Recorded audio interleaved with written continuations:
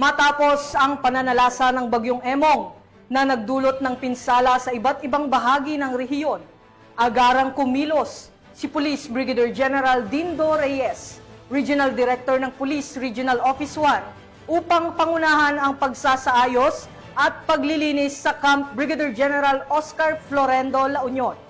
Police Corporal J.R. Del Mendoza report.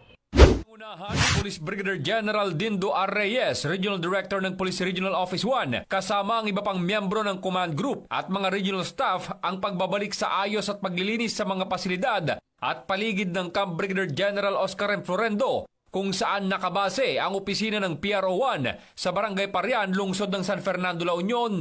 Dahil sa lakas ng hangin at ulan na idinulot ng Bagyong Emong, halos nagtumbahan ang lahat ng punong kahoy sa kampo at ang ilan ay bumara sa daanan at kalsada.